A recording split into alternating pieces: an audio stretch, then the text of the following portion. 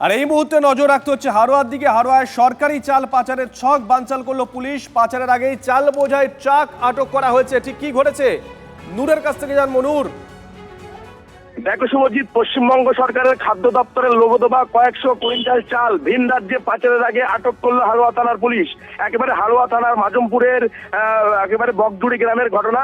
দীর্ঘদিন ধরে কিন্তু পশ্চিমবঙ্গ সরকারের লোগো দেওয়ার চাল কিন্তু পাচারের খবর পাচ্ছিলেন হারোয়া থানার ভারপ্রাপ্ত পুলিশ আধিকারিক। তারপর কিন্তু হারোয়া থানার ভারপ্রাপ্ত আধিকারিক পারভেজ আলমের নেতৃত্বে কিন্তু ওই মাজমপুরে হানা দেওয়া হয়।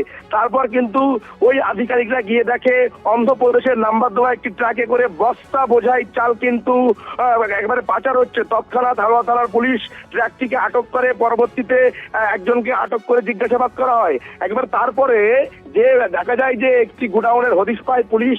একবার সেখানে গিয়ে দেখে যে বস্তা বস্তা চাল কিন্তু মজুত করা রয়েছে।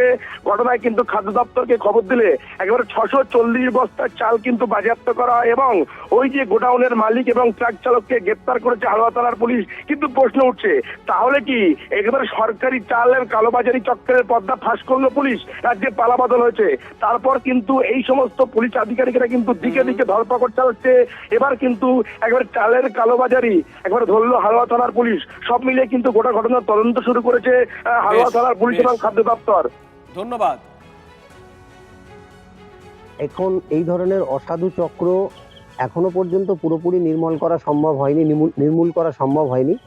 তবে প্রশাসন যদি এইভাবে এগিয়ে যায় এগুলোকে নির্মূল করা যাবে। সেই রেশনের চালগুলো এইভাবে বেরিয়ে গিয়ে যে মজুত করে রাখা এবং সেটাকে অসাধু উপায়ে সেটাকে অন্য জায়গায় পাচার করা, এই যে চক্র, এই চক্রগুলোকে ধরার প্রয়োজন এবং এগুলোকে ধরে আইনের যে শাসন, আইনের যে যে ধারা আছে সেই যথাযথ ধারা দিয়ে এদের বিচার করার আশু প্রয়োজন আছে।